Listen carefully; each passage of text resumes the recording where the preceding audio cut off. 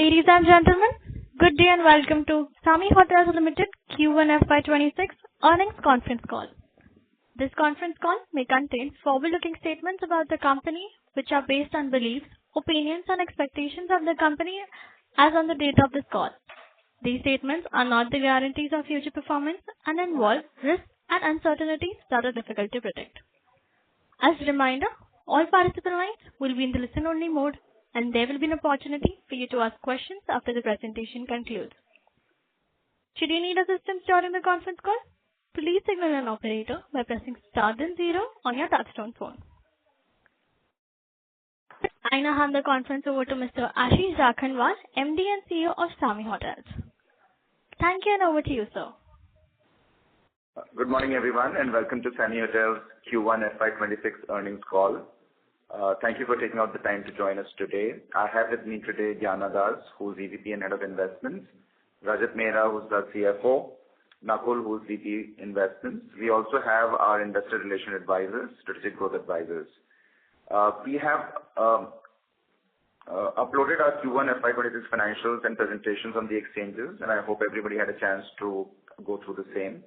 Our objective today is to walk through the quarter's performance, share the context behind the numbers, and give you a clear sense of where we are headed in the rest of the year. Before we get into the numbers, I want to touch on a few enhancements we have made to how we report results. We've simplified disclosures and moved to a consolidated EBITDA reporting without any adjustments for ESOP or other expenses, and clearly mark the same-store performance in orange so trends are easier to track. From this quarter onwards, we are also uploading a detailed Excel file on our website, which captures all of our historical financial metrics. This is about making our communication sharper and more transparent. For the first quarter FY26, same-store RevPAR stood at 4,760 rupees, which was up 10% on a year-on-year basis. It is worth noting that the month of May was very soft because of the geopolitical events, and that impacted both travel and our performance. But from June onwards, performance was right back to April levels, proving this was a short-term blip. On a year-on-year basis, total income grew at 13% to 287 crores, EBITDA to 19% to cross 105 crores mark, and PAT rose more than three-folds to 19.2 crores. The broader macro environment remains robust. Office net absorption across key Indian markets in Q1 was around 14 million square feet. That's a strong base for corporate travel demand.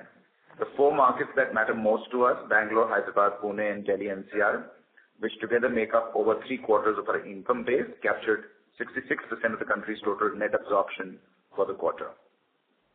On the aviation side, cities like Mumbai and Delhi saw softer demand due to the geopolitical events and also the Ahmedabad crash, but the overall travel network remains healthy, with cities like Hyderabad and Bangalore demonstrating 18.5% and 9.6% year-on-year growth in passenger traffic respectively.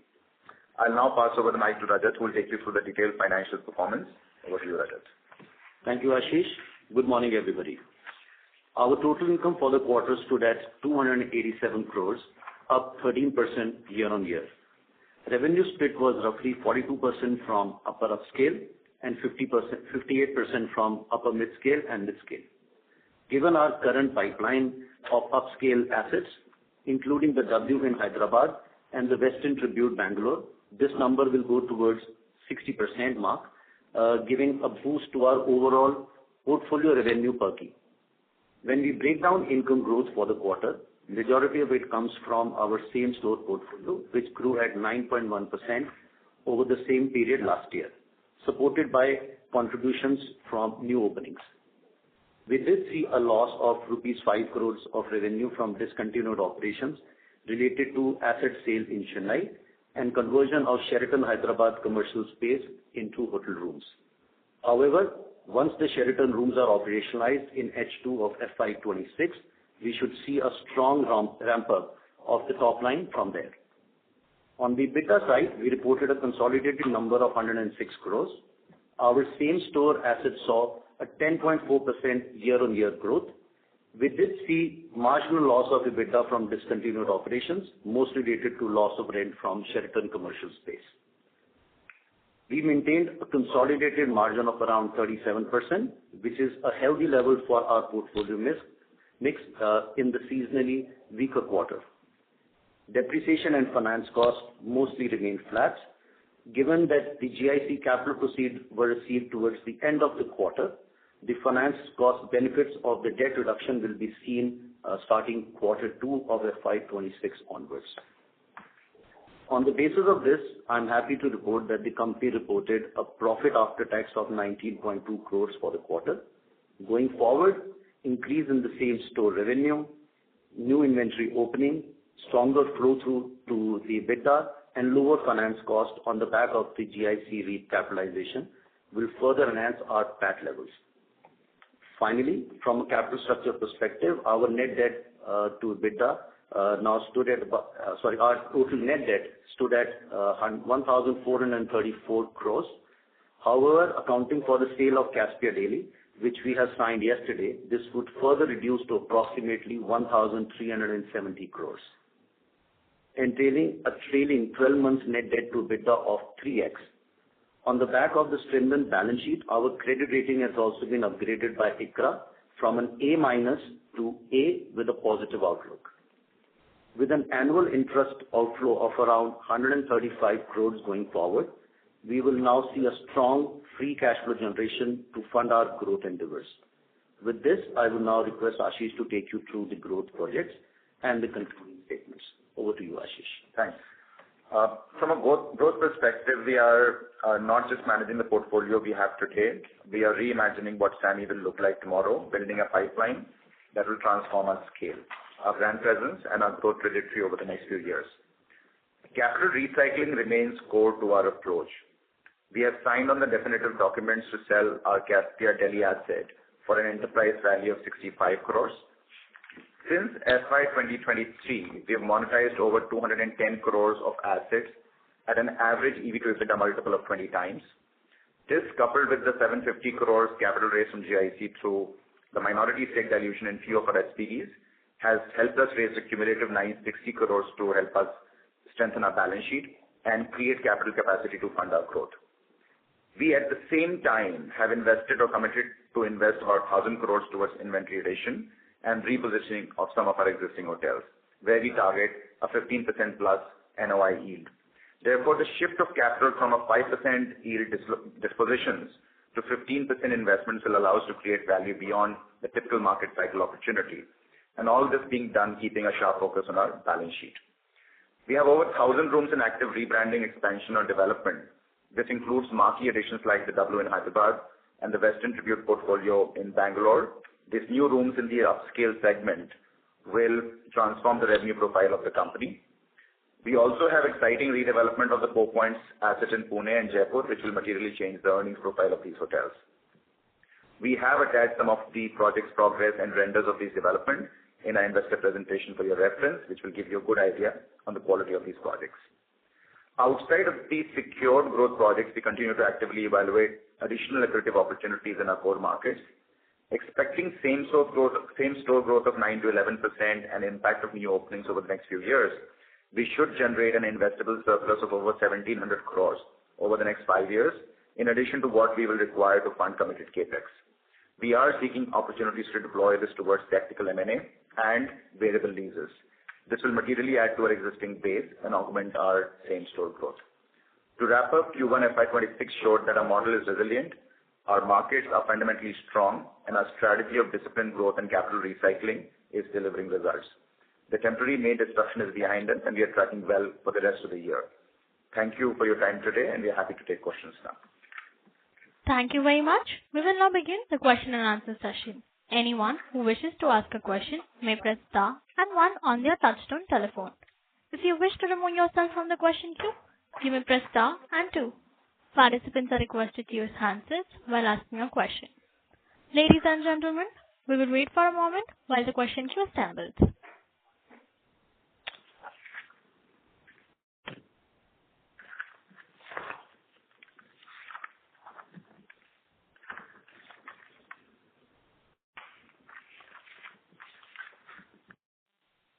The first question is on the line of Jinesh Joshi from PL Capital. Please proceed. Thanks for the opportunity. Sir, my question is on our revenue growth for the month of May, which is at about 4%. But if I look at some of the markets like, say, Bangalore and Hyderabad, wherein we have a very strong presence, the ARR growth in the month of May was quite strong. I mean, if I talk about Bangalore, it was up by anywhere between, say, 15 to 20%.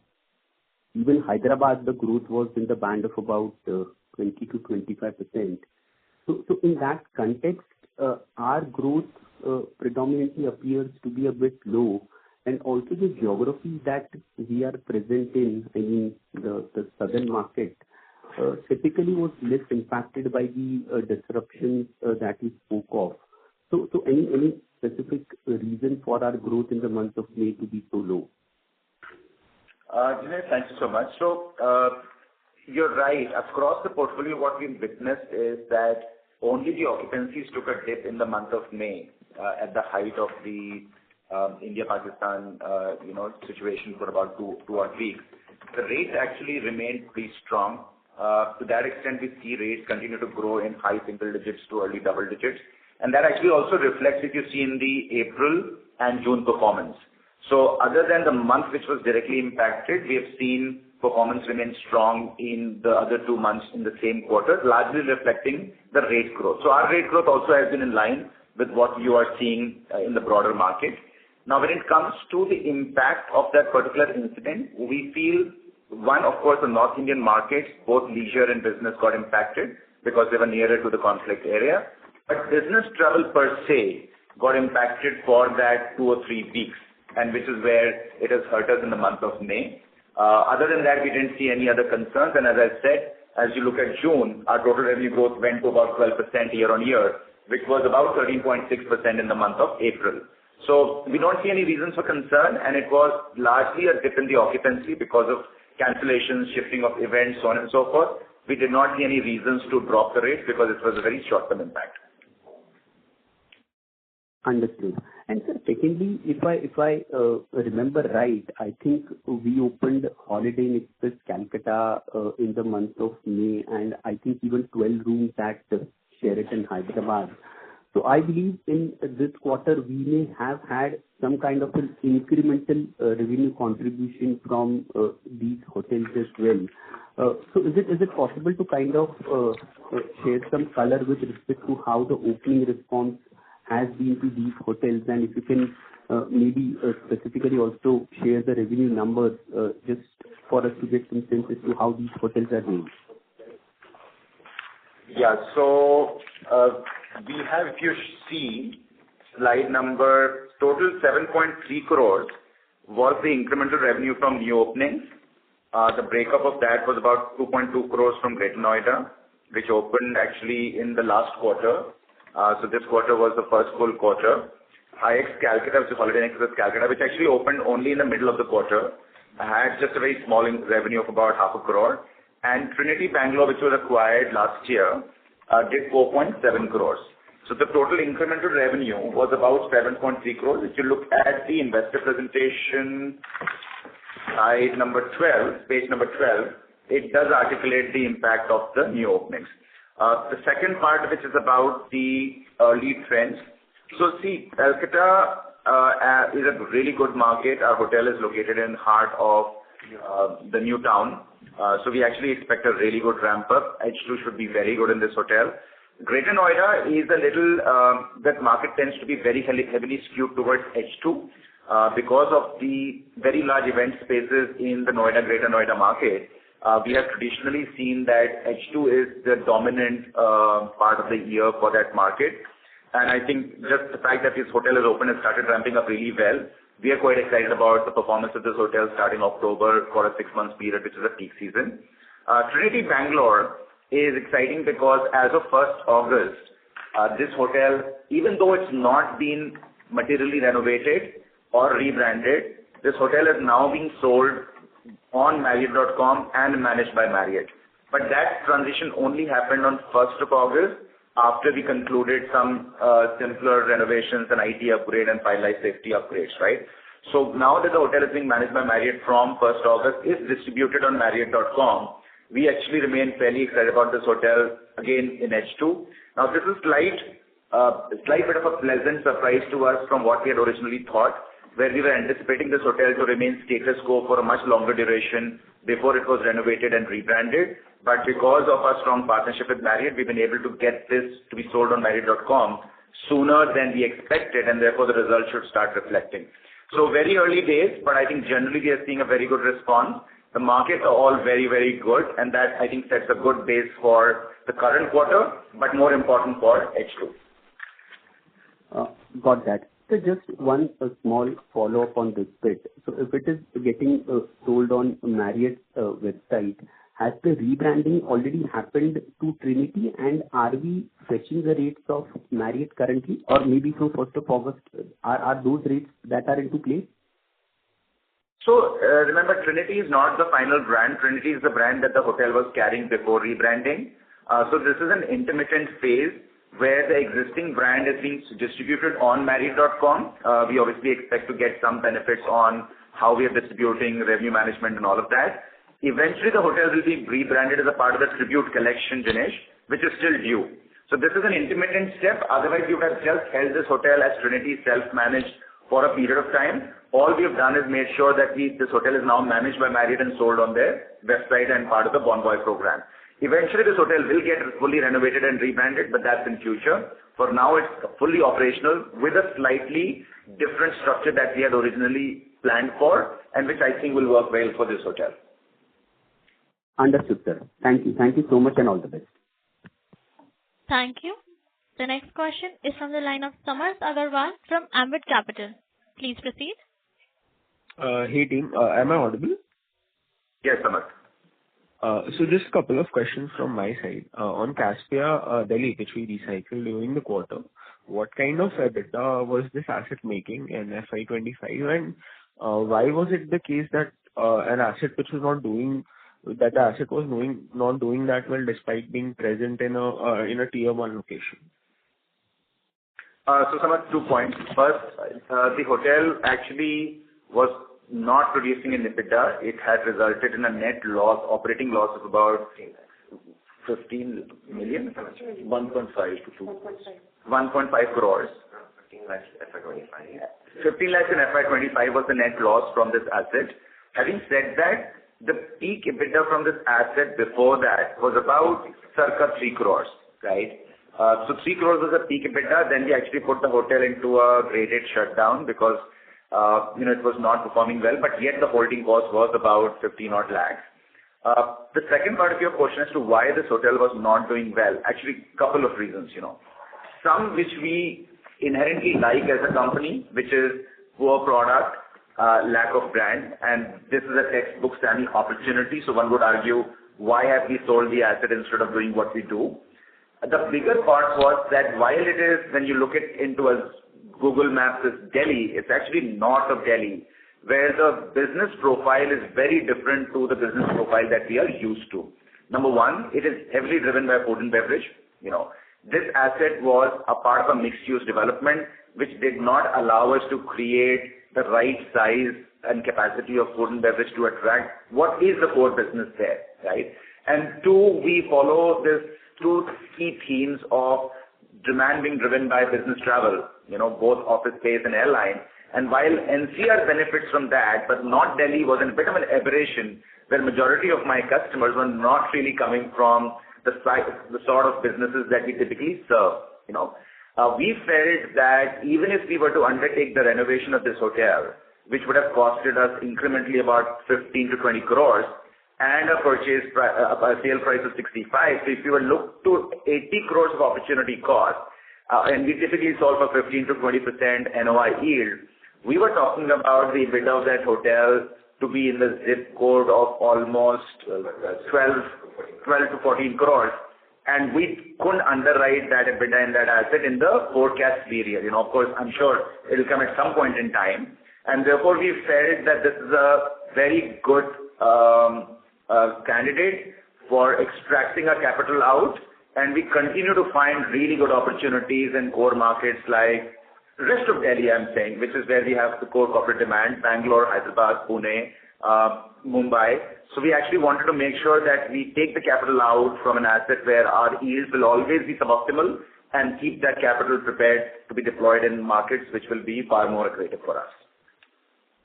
Understood. And just one last question from my side. ICRA upgraded your long-term outlook recently. I think Rajat referred to that during his opening remarks as well. Given this and the recent repo cuts, what kind of stabilized interest cost are you expecting by, let's say, FY26? And then what would be the quantum of savings from just the reduction of interest rates? I'll ask Rajat to add, So first of all, we have already seen almost a 30% reduction in our finance costs. They've gone down from 195 crores to about 135 crores, So that's about a 30% reduction. Current interest rate, because average blended interest rate is at about 8.5%, The third data point which is important is the marginal cost of borrowing. At what cost are we borrowing recently? And that is in the zip code of 8.2% or so, 8.2, 8.25%, right? So we've already seen that given our strengthening of the balance sheet, consistent delivering the numbers that we had indicated, leverage, of course, going down, we have moved from what used to be a really high pricing to about 8.5. We think incremental financing and refinancing will happen in the zip code of 8.2. We do continue to seek nothing short of 12 to 15-year financing, Samar, and there is maybe a 10-20 basis premium to be paid for that vis-a-vis if you were to borrow 5-year or 6-year financing. But we know this business, it requires long-term financing with very little repayments in the first 3 to 5 years to make sure that from a cash flow perspective, you're fortified. So, we are happy to pay a 10 basis premium for that if need be, but we are at this point 8.5 going down to 8.25. If you were to ask me a guidance towards where we should be towards the end of FY26, we think we should be targeting around 8.3, 8.35 because there will be some legacy loans which we can refinance, but there are certain costs attached to that. And the cost benefit of interest saving and what is the cost attached to that sometimes doesn't justify in the short term. FY27, which is when we think will be more equipped to deal with some of those legacy financing cost, we should target the financing to come down closer to 8.1%. In the current interest rate regime, I'm not qualified to comment on where the interest rates are headed, but in the current interest rate regime, we think it should be closer to about 8.1%, all inclusive, long term between 12 to 15 years.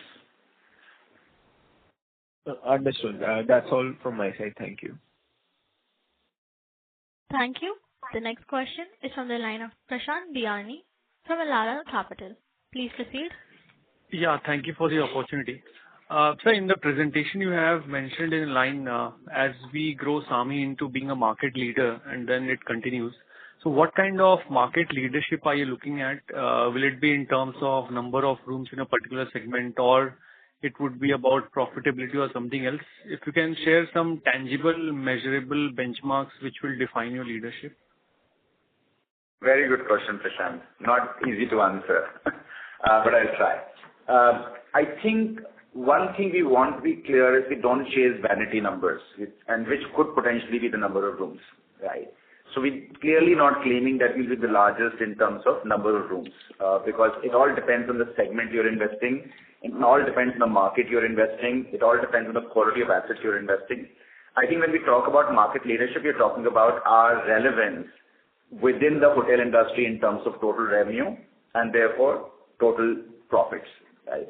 And why are we so confident about saying that we are targeting Samhi to be a market leader is obviously explained in subsequent slides, So we closed last year at a reported top line of about 1,100 crores and an EBITDA of 425. Our PAT was some 80 odd crores, right? What's happening in the next 3 years is quite exciting. And also, even more exciting is the fact that a lot of it is already in our hands, First is the growth of the portfolio, going from 4,600 rooms, because of the addition of W, the Westin in Bangalore, some other projects.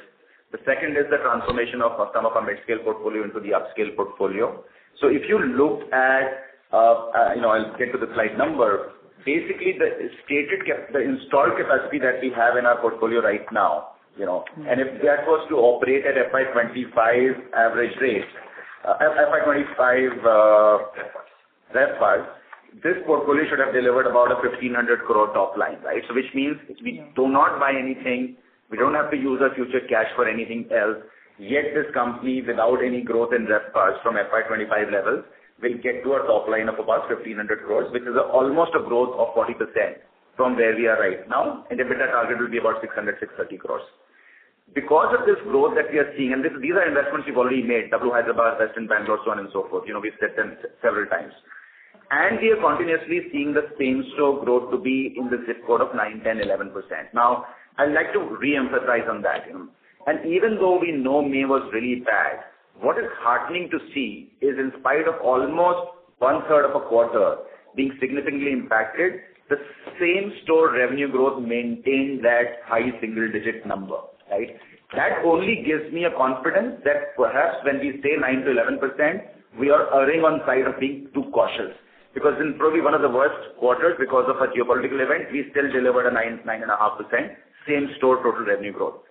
If you were to just calculate that 9 to 11% same store growth for the next 3 to 5 years, add the new inventory that we are committed to add and we don't have to buy anything, we actually expect that our total revenue should get to about 2,200 crores to 2,300 crores. This whole expansion leaves us with one gift, and that is 1,700 crores of investable surplus. And I'm talking about investable surplus after accounting for the money we need to spend to complete the W in Hyderabad and the Westin and the renovations and all of that. Now, one thing Samhi has delivered in the past is actually growth. We've demonstrated that we have the ability to find the right M&A opportunities at the right price. We've demonstrated our ability to secure long-term leases which are highly capital efficient. One thing we suffered from in the past was our balance sheet, and that was a factor of a young company growing fast, right? Today, I see Samhi more as a mid-cycle company which is mature, does not need to rely on external capital. Whole of that growth is being funded from internal accruals. So Prashant, when I put all of this together, right, and I look forward for next 3 to 5 years, I actually think that our target here is to position Samhi amongst the top tier of hotel companies in India in terms of total revenue, in terms of EBITDA, and of course it will flow down to earnings because as I said, all of this is being done from internal accruals or capital recycling and not from leverage. So you'll see interest costs being stable or going down, right, and everything else expanding. So sorry for the long answer to a simple question, but that's how we articulate our statement of saying we want to be established as a market leader. Yeah, so thank you for the clarification. And secondly, sir, on CNBC in the morning, you had, if I heard you correctly, you mentioned that we may potentially transfer 2 assets from Samhi to GIC platform. So, sir, why would you want to transfer already established assets if that is the plan? And why not use GIC platform itself for organic greenfield growth, as capital from that platform will be more patient capital than the Samhi, if I have to say it that way? No. So, Prashant, what we are intending to say is we've already confirmed that our upscale growth will happen through the GIC platform. Obviously, I have to caveat it by saying that will really depend on the deal being liked by both us and GIC, right? So assuming that is the case, the GIC platform will be the principal vehicle of growth of the upscale hotels for us. We believe there is an opportunity and there's an optionality more than an opportunity for us to transfer one more asset to that joint venture, and which will basically allow us to recapitalize that joint venture with incremental 350 to 450 crores and giving us the firepower for growing that joint venture. So it's an optionality we have, and I think it is important for a company like ours to keep options to fuel future growth with that debt not being that option, right? Let me be very clear. So other than leverage, we want to make sure all options are available for us to grow the company in future, and potential ability to transfer one more asset to the joint venture to recapitalize that with additional capital is just one of the options. Okay, sir. Thank you. That's it from my side. Thank you. The next question is from the line of Vaibhav Molly from Yes Securities. Please proceed. Hi, Ashish sir. First of all, congratulations on a strong set of numbers. My first question was on your, you had mentioned earlier that there is an opportunity for Samhi to onboard an investor similar to GIC for your mid-scale portfolio. So is there any development on that front? No, too early. I think that again, as I said, capital recycling is core to how we see will create value in the long term, beating the market cycles. But at this point of time, I don't want to talk much because there's no conversation. All right. And regarding your Navi Mumbai litigation, have you received the outcome from that litigation? And when do you expect that project to commence construction? So the matter is still under discussion. So it'll be unprofessional for me to raise hopes. Having said that, there's no reason for any concern. We have maintained a very healthy dialogue with the administration. We've made applications. We'd like to believe that given our merits and our credibility, we should be able to sort out all issues by the end of the year and then commence work on that project, All right, sir. And lastly, on your asset recycling. Sorry, Vaibhav. Markets will come to know as we formally resolve that, because we'll make an announcement, and that also will require us to write back the losses we had taken in that fiscal year. So don't worry. At the moment we receive a formal notification, we'll intimate the markets about it. Perfect. And lastly, on your asset recycling strategy, post sale of Caspia now, I think most of the properties remain core to our operating portfolio. So can we expect any more such asset recycling plans in the near future, or do you think now asset recycling is more or less over? No, asset recycling will, on a very selective basis, we still think there are markets and assets where we can extract capital. If you look at our,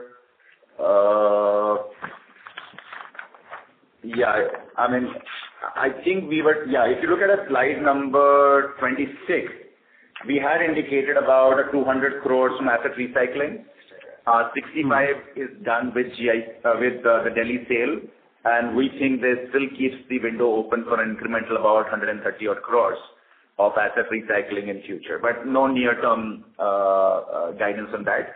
We believe we'll get it done in the period that we have indicated, which will further bolster our ability to invest that capital elsewhere. All right. And just related to your asset recycling of Caspia, so New Delhi as a market, will that remain focused going forward, or do you want to focus on your core market, that being Bangalore and Hyderabad?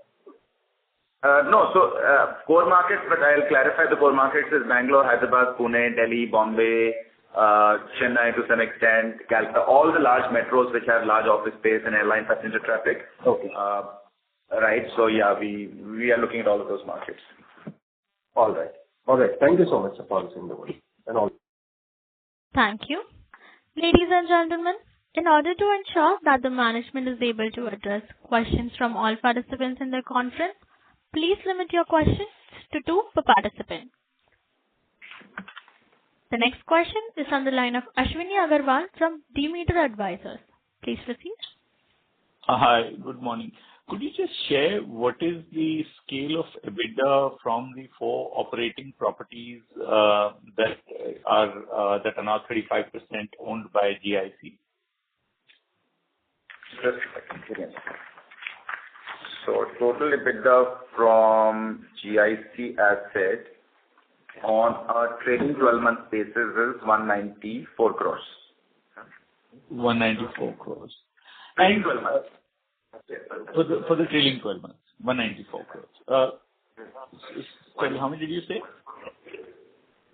Sorry, 130 crores. What is that 194? 134 crores. 130. So out of the roughly 425 crores of EBITDA last year, 130 odd crores is from properties that are now co-owned by GIC. That's right. Correct. And do you have kind of a ROFR type of arrangement with GIC that any new upscale property that you pursue will be jointly developed unless they pass on it or something along those lines? That's right. Okay. So it becomes kind of a balance sheet that's available to you for a 35% capital infusion. But that happens at a cost basis. It's not that you develop the asset and then you roll it down into this game. Would that be a fair assessment? No. So each asset will present the economics of those assets. So for instance, even in the Bangalore asset that we acquired recently, because of the work which had been done, we had, it got revalued at about a 30% premium. In addition to that, we are entitled to a development fee. So all put in together, we want to make sure that the economics for our efforts and our, if I may use the word loosely, intellectual property to acquire is well valued. But yes, generally, any new asset will come at a ground floor level. Having said that, if we were to transfer any existing upscale asset, the valuation discussion will be afresh, very similar to what we have done for Courtyard or High Trinity Pune, And there we want to make sure that the valuation reflects a fair value that we need to deliver to our shareholders. Yeah. So I want to come back to that first piece that you said. How do you realize the IP for locating an asset, for developing an asset? So you said that there's going to be a development fee that you will collect, and then you said something else which I missed. So there are both things. There is actually three things to it. There is a development fee. There is an asset management fee, which is obviously providing a platform to the joint venture to, even though we are majority owners, but yet the minority shareholder is benefiting from the platform that we've set up. So there is an asset management fee that we charge from the platform in addition to the development fee. And last but not the least, as I said, each deal will have its own economics. And those economics may include us acquiring an asset at a point of time, undertaking certain work that we do, and then transferring it to the joint venture, and for which there will be a certain price. But as I said, all of that will be on a case-to-case basis, depending on the risk and reward profile that we see for each asset. But to summarize, I think we wanted to ensure that A, we have access to really high-quality capital to grow our upscale, and upscale tends to be more capital-intensive than the rest of our portfolio. I mean, look at Courtyard, look at the Western Tribute Bangalore. It's about 15 million per key, 1.5 crores per key, whereas some of our leased hold assets or in mid-scale will be just as low as 50 lakhs per key, right? And to that extent, by the way, Samhi operates still in a bit of a archaic world. Our cost per key that we talk about for investments, I think are stuck in time, but we are happy with that. We've seen the markets move to a level where we are finding it difficult to underwrite acquisitions, but we continue to find what we need to do. Second, we get the benefit of very high level of governance and diligence from a partner like GIC. And trust me, that is equally valuable as the company starts deploying a large pool of capital. I mean, we run a professionally managed company, and therefore it's even more important for us that when we deploy capital, we have the ability to get that tested from multiple sources. Again, I'll repeat, there's capital concentration in upscale portfolio, and when we do that jointly with GIC, if we do that, it brings that additional layer of whether or not we do it with them. One thing is certain, we'll get it vetted by them. So I think there are many intangible benefits beyond the ability to get that additional capital. Okay. Thank you so much. All the best. Thank you. The next question is from the line of Raghav Malik from Jefferies. Please proceed. Yeah, hi. Thank you for the opportunity. So, firstly, you mentioned in the opening remarks that because of some of the renovation at Sheraton Hyderabad currently, there was some impact on revenue and RevPAR growth for this quarter. So, compared to this 10% number, if we just exclude that from this, maybe like what would the RevPAR revenue growth have been for this quarter? If you could share. So the total, if you see, and there is an adjustment of about, let me take it for the numbers actually. There was about 2 crores in a quarter impact of the shutdown of those 2 floors, which have been converted from office to hotel rooms.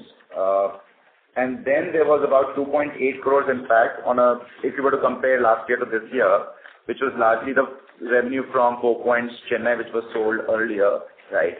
So total, if you see, there was 4.7 crores of revenue from what we call sold or discontinued operations, and that's the impact. What is interesting is that just a 1.9 crores a quarter loss in Sheraton Hyderabad, which will continue in current quarter also. The room should open well in time for, I would say, Q4, if not Q3. The number of rooms being added is actually about 42. So that's a significant increase in the inventory in that hotel, and we are adding those rooms at just about 50 lakh per key. So this is the total revenue per key today is about 50 lakhs per key, right? So we are actually seeing pretty different profile from these two floors relative to the 1.9 crores we used to earn on a quarterly basis, right? Yeah, we think it is going to multiply multi-folds when those rooms are ready. Sure, understood. So this 1.9 crores is for the profit, not revenue. You're talking about 1.9 crores on the EBITDA front, right? Yeah. Because it was an office space, it flew straight to EBITDA because there were no expenses attached to it, Okay, understood. And just on the cost front, so I mean, just bookkeeping, but the F&B and employee costs are shot up pretty significantly just compared to revenue. So is there some part of this that'll be normal, or is it like a bit of a structural change? Anything you could give? No, I think largely you're seeing an aberration because of the dip in the month of May, and also what has happened is that we have these new hotels which have opened, and when the new hotels open, there is some bit of a pre-opening expense which gets into the P&L because in the first quarter of a hotel they will end up there's hiding expenses and all of that. So combination of the pre-opening expenses and the fact for the new hotels, which is Calcutta and Greater Noida, and the fact that we had a sudden dip in the month of May, which was obviously, if it was known earlier, one would have taken corrective action because the dip happened for about 2 to 3 weeks. We couldn't take the corrective action. That's why you see some bit of a change in the cost. Otherwise, on a normal basis, we're not seeing any concerns on either of those two cost line items. Okay, understood. Thank you, and goodbye. Thank you. Thank you. The next question is on the line of Rajiv Bharati from Nuvama. Please proceed. Yeah, sir, thanks for the opportunity. And thanks for sharing that Excel. Great job in terms of disclosures. So in that, can you explain row L60, what is corporate income, which is 139 million, and the overall net corporate G&A is basically a positive number. Can you explain how is that coming? Hi, this is Rajat here. So, this is a one-time Ind AS income, which is on account of conversion of a convertible instrument that we had in one of our subsidiaries to equity. So this is, at the time when this money initially came, there was a total breakup of that money which was done into an equity portion and also in terms of a liability. That liability had a certain number, while the value of the instrument, while it was converted, was lower. So that liability had to be actually written back, and that's the one-time adjustment in the entry that is appearing in the corporate income. Rajiv, what is also important is, and sometimes under Ind AS, only a partial view is there. So while there was a one-time income because of the GIC transaction, and that was because in Ascent Hotel, where GIC participated at 35%, there was an earlier minority investor where he had a convertible instrument which was settled, so their income came. But at the same time, interestingly, there were expenses also which were with respect to the GIC transaction, right? But unfortunately or incidentally, they don't reflect in a separate line item. And those expenses are largely on account of the ROC fee. Because we had taken equity investments in these subsidiaries, and in some of the subsidiaries, we had to increase the paid-up the authorized capital. So there was also another 2.5 crores of incremental expense that came because of the GIC transaction. These expense and income are all with respect to the GIC transaction in the last quarter. And with regard to Caspia and Greater Noida, which you had converted, what was the total capital employed? To start with, and what was the conversion required? Because you said for New Delhi, you said 80 crores. And I remember in Q3 you had said that it's 10 lakh per key. I thought it was 12-15 crores. Yeah. So the renovation expense in New Delhi would have been about 15 to 20 crores. 65 crores is the sale price. So when we look at opportunity cost, we had to decide today that if we hold this asset, we need to at minimum solve for a 15 to 20% ROC on what is the opportunity cost, which is 65, and the incremental capital being deployed, right? So we were comparing it to total opportunity cost, not just the renovation. The renovation cost will be in the zip code of 15 to 20, which is for a 142 room hotel. So that's about 10 lakhs per key. Capital employed, Total capital employed 23 crores. 23 crores. As of March 25. We do it annually. For Greater Noida, total capital employed is 23 crores. And the annualized ARR is what, 4,070% occupancy? How's it clocking? For Greater Noida, Greater Noida, you'll underwrite at about 4,000 rupees, occupancy of 72%. That is what you would underwrite for Greater Noida. So that is, it is a 40% ROCE in terms of. Yeah. So listen, ROCE in Holiday Inn Express tends to be really high. I mean, if you look at, for instance, Holiday Inn Express, High-Tech City, Hyderabad, FY25 ROCE will be, and Nakul will correct me, but should be upwards of 40%, right? So that's what we are kind of trying to explain, that when we are extracting our capital from some of the assets where after all the hard work and 65 crore sale price, 15 crore renovation, we would have gotten to, let's say, barely 10%. We find that the same money can be taken in other assets, where potentially we are solving for much, much higher ROCEs, you know. So you're absolutely right.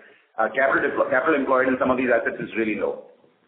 So the external question is, let's say, if you were to, let's say, sell this asset for 70 odd crores, so that, I mean, that is, I mean, you're not hooked on to that as 40% ROCE, we will milk it for some more years and have it. At least 70, 80 crores, it's sellable, right? Or is it not? We're not traders per se. I think the question we'll ask ourselves is, at the sale price and plus incremental capex that hotel may require, what is the sort of EBITDA we can generate? So we're not traders of the asset. Let me be very clear. People should not expect that we'll keep buying, selling hotels. That's not our job, right? We would, as a management team and a board, on a periodic basis, take a call on if our investors' money is invested in the right assets, and if there is a better opportunity to deploy that capital. At this point of time, we were very convinced, and the sale of Caspia Delhi was debated at board for 2 board meetings, right? We realized that we have to take a call of this 65 that we're receiving from Caspia sale, plus what we would have invested of about 15 to 20 in renovation. What should we do with that 80? Get it invested in Caspia, remain invested in Caspia, or take it elsewhere? And just the ROCE profile told us that what we have as an opportunity, let's say in Hyderabad or Bangalore, is far more accretive and with a huge margin of safety, and therefore the call was unanimous. But other than that, you know, we're not short-term traders of assets. We believe Greater Noida is only going to grow from the current level. It is the start of the Delhi-Mumbai expressway. The UP government has taken substantial steps to increase the industrial activity in Greater Noida. We are sitting on an asset with a capital employed of 23 crores, and we therefore feel this is a prime asset which can potentially help us overall improve the ROCE profile of SAMHI. I mean, it's a small asset, but each small asset contributes to the future success.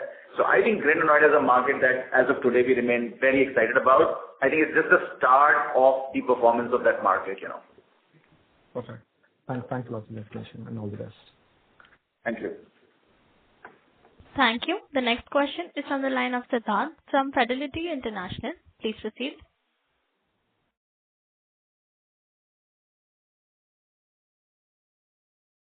Mr. Siddharth?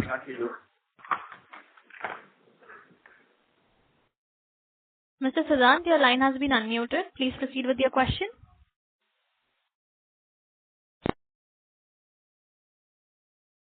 Due to no response, we move on to the next question. The next question is from the line of Yashovardhan Agarwal from IIFL Capital Services. Please proceed. Yeah, hi. Thanks for the opportunity.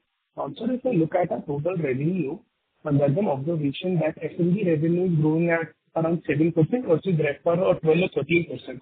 So is it fair to assume that F&B revenue is going to grow in the similar line? And if not, then what are the steps taken by us to improve it? So, you know, in the past few quarters, we had seen that F&B was a bit of a drag on our same-store growth. This time we've seen that while in the same store, we have seen a total revenue growth of about, let's say, 12% in upscale, 11% in upper mid-scale, RevPAR growth. Room revenue growth. F&B growth was in the range of about 7 to 8%. And that has led to the total revenue growth of about 9.9-10%. So F&B growth is in line to what we expect. It is slightly lower than the RevPAR growth in the current quarter. But also this is a quarter when a lot of events don't happen. Don't forget, a large part of our F&B income in our hotels is driven by corporate demand, MICE and similar events. And unfortunately, because of what was happening geopolitically, those are the events which take the biggest hit. So we've seen a reasonable growth in food and beverage. Our mid-scale, interestingly, where you see our dependence on MICE is less, the F&B growth actually has been pretty decent, Okay, got it, sir. And so if I look at the presentation, it is given that we are going to do capex of around 880 crores between FY26 till FY30. But can you please give me year-on-year number for 26, 7 and 8? So year-on-year. Yes. We are currently estimating an annualized capital expenditure of circa 175 to 200 crores. It's quite well spread. This year, our capital expenditure is largely towards completion of the additional inventory in Sheraton and Hyatt Regency, plus the work that we're doing in W Hyderabad. Next year, we will see, that work is largely done this year. Next year, and total W expenditure, for instance, is about 175, 180 crores, right? Sheraton and Hyatt Regency, large part of capital has been invested already. Only some is pending over the next month and a half, 2 months. Next year, we will see again the same run rate of about 180 crores to 200 crores. That's towards commencement of work for the Westin in Bangalore, the conversion or completion of W, and commencement of work for the conversion of Pune and Jaipur assets. A year after that, we'll continue to see the investment in the in the Westin Bangalore and completion of this renovation. So annualized expense will be on an average about between 180 crores to 200 crores. Got it, sir. Pretty much clear.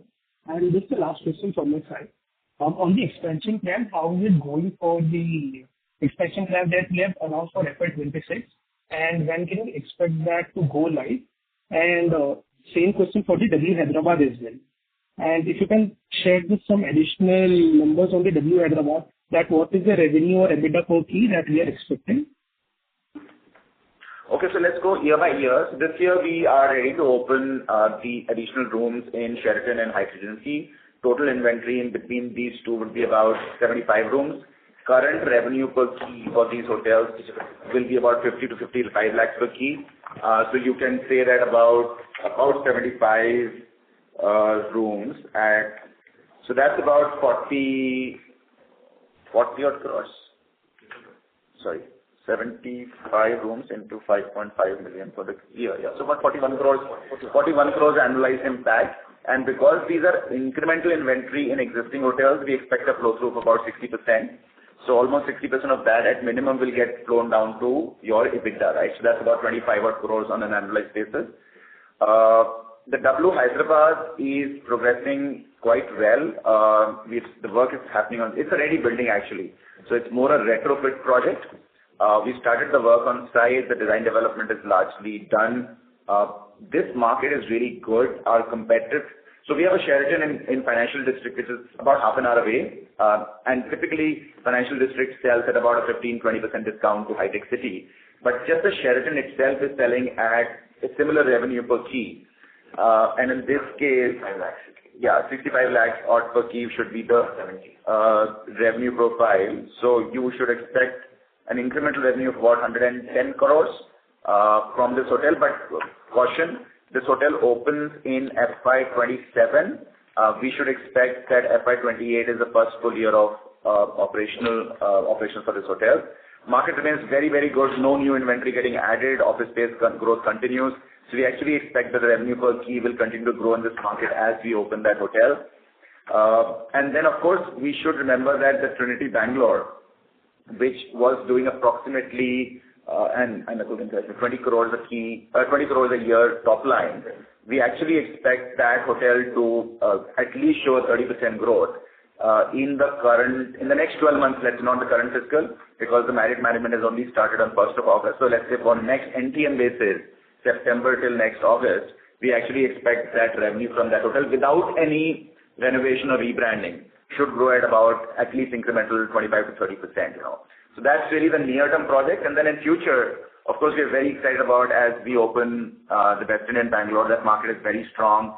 that hotel should be at least 220 new rooms added to the current Trinity, and that market is easily in the same zip code of about 5 million to 6 million, or 50 lakhs to 60 lakhs per key total revenue. Thank you. The next question is from the line of Siddhant from Fidelity International. Please proceed. Yeah. Can you hear me now? Yes, sir. Yes, sir. Yeah. No, my question was around the F&B growth for the quarter. I think you answered it in the previous question, but could you just tell me again the F&B growth? And also, I wanted to understand on the initiatives which you have been talking about in F&B for last few quarters. You were talking about the F&B growth to be better in the future. So just wanted to understand how are those things going, and what is the F&B growth we can expect in the future? Yeah. So the F&B growth for the last quarter was about 8% year-on-year, and this was in spite of the meeting spaces in Hyatt Place, Gurgaon, Sheraton, Hyderabad, and partly in Hyatt Regency, Pune, being provided for selective renovation. All these three spaces will be ready to actually Hyatt Place, Gurgaon will be ready literally in the month of September. So by end of September, that place is reopening for business. Sheraton Hyderabad should get done by October end. And same is the timeline for Hyatt Regency Pune. Hyatt Regency Pune is much lesser intervention actually than the rest two. So we actually expect that in H2, when the three of our upscale hotels have their refreshed ballroom spaces, we should expect the F&B revenue growth to start comparing to the RevPAR growth, same store, which is in the zip code of let's say 10-11%. So F&B growth should grow from current 8% to about 10 to 11% due to those changes.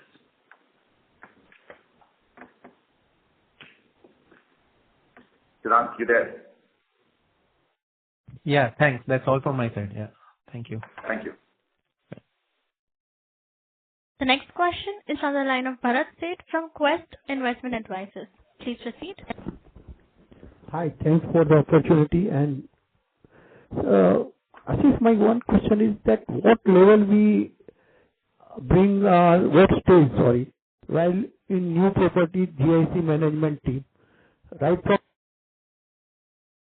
Bharat, we're not able to hear you properly, so can you come closer to the mic?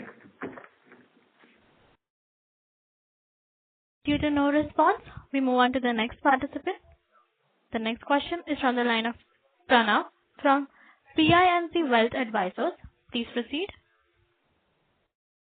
Hello? Yes, Pranav. Yeah. Hi, sir. I just had a couple of questions. So, sir, going forward, can we expect our debt to be around the range of, let's say, 1,380 by the end of this year? Yes.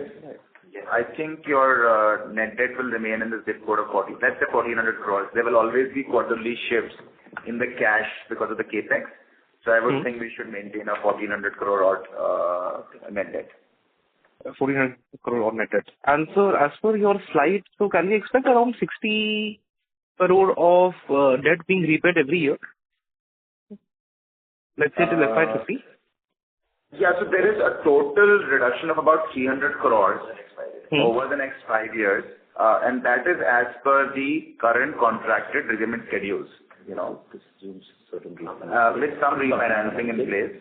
So the total repayment is about 300 crores over the next 5 years. It's about 60 odd crores repayment, net repayment every year. Every year, correct. Understood. And secondly, sir, could you throw some light on a corporate G&A expenses? Is that like a percentage of our revenue, or is that expected to remain in similar lines? Yeah. So if you see, a large part of the corporate G&A is actually the salaries and wages of the corporate employees. For FY26, those salaries and wages are seeing a marginal growth of about 3.5% over the last year. So we have kind of maintained the corporate expense growth at a significant lower level than where the revenues of the companies are growing. We always believe we were well capitalized in terms of team for a much larger revenue base, so that's reflecting now. So that's the salary and wages, which is large part. Rent and administrative expenses remain very stable. So really, we're not seeing any significant growth in the corporate G&A really. Understood. And so for the full year, can we expect around 10 crore of ESOP expenses? Of what? ESOP. Yes. So that's already accounted for in quarter one also. So if you see both the note on the financial summary slide and the Excel sheet that has been uploaded on our website, it's 2.4 crores per quarter. Okay. Done, sir. And for FY27, can we expect the ESOP cost to come down within certain lines? So based on the current grants that have been approved by the shareholders, it will come down from 2.4 crores a quarter to 1 crore a quarter. But we need to be mindful that the NRC may recommend, if at all, any fresh ESOPs. At this point of time, you are right, it will go down from 2.4 crores to 1 crore a quarter. And we should maintain that. One last. Yeah, what I'm saying is beyond FY27, we should maintain that, right, about that number, about 10 or 12 per year. Thank you. The next question is from the line of Bharat Seth from Quest Investment Advisors. Please proceed. Hi, thanks for the opportunity once again. Sorry, my line got dropped. Ashish, question is that what stage we involve GIC platform for new property from the day we select the site, or if you can give little more color, and what are the our GIC aspiration kind of ROI on the same platform, and how do we manage our interest of minorities? Sorry, Bharat, my apologies. I'm not able to. The line is not clear. I'm not able to really understand the. Hello. Sorry, do you really involve GIC for them to come and pick up a particular asset? And what's the kind of return profile you look at when we decide to? Okay, so I think thank you, Rajat. So he said two questions. One is at what time do we decide to go to partner like GIC? And the second is what sort of a return profile do we underwrite for new acquisitions, correct? Correct. Okay, thank you. Okay, so first in the timing of the discussions, for new acquisitions, we will remain in real-time discussions with GIC and upscale assets. The joint venture is specifically focused on upscale. So as we look at evaluating opportunity in the upscale space, we will in parallel discussion such opportunities with GIC. That's our contract.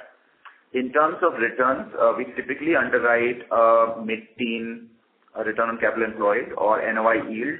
I mean, for us, NOI yield in the initial years is a more right indication because it ignores depreciation both in numerator and denominator.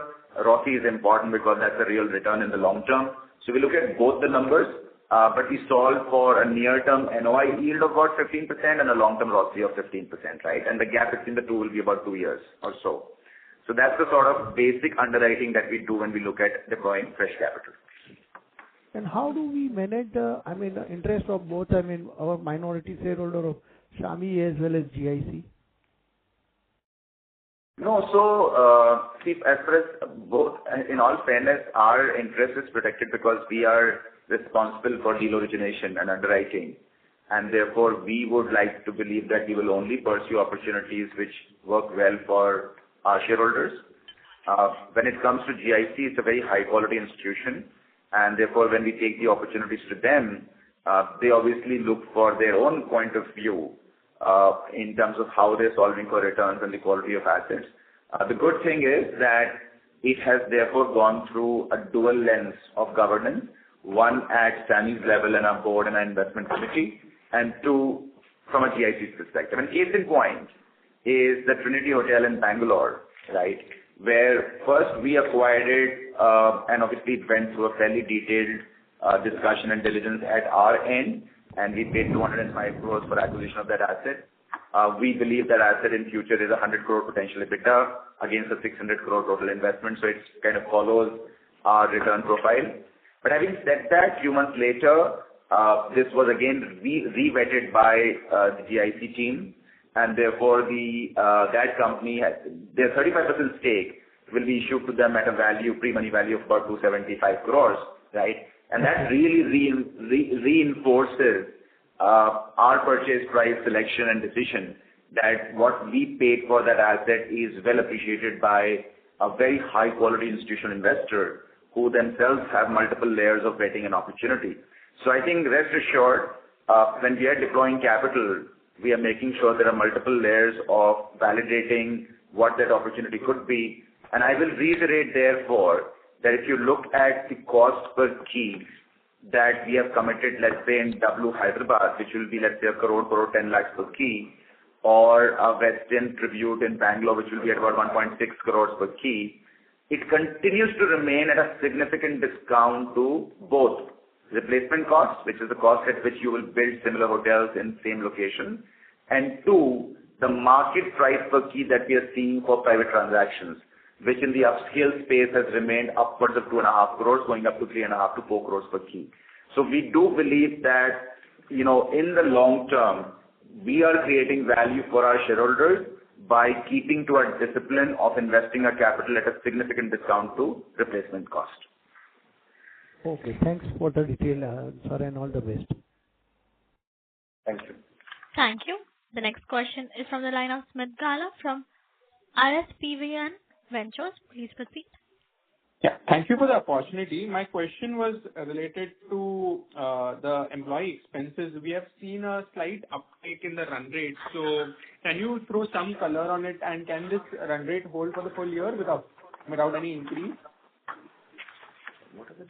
No, just looking at this number. It actually did not have new assets. So if you compare on the front page of financials, where the employee expense has gone from 175 crores to 216 crores, right? That is on account of the new hotel, that is Greater Noida, Calcutta, right? And Trinity. And the Trinity. So large part of that growth is on account of actually the addition of new hotels. And obviously, because these are new additions, they're not reflecting their true potential of performance in the revenue.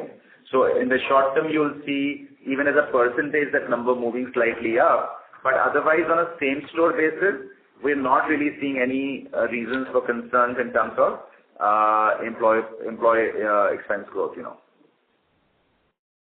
Okay. That was helpful. Secondly, the room revenue to total revenue for this quarter was approximately 79%. As the same number for the quarter 1 of 25 was 71%. So can you throw some light why the room revenue is as a percentage of total revenue is increasing, and can it improve going forward?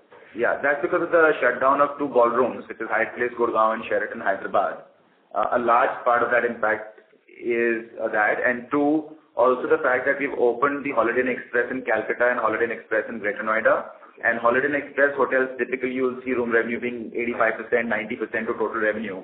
So combination of 2 upscale hotels, ballrooms being in renovation, and then incremental revenue coming from a portfolio which has much higher room to total revenue ratio, that has led to that 71 becoming 79. But in future, as those ballrooms become fully operational, as Trinity Hotel ramps up, which has good food and beverage, we actually expect to maintain close to 70%, if not better.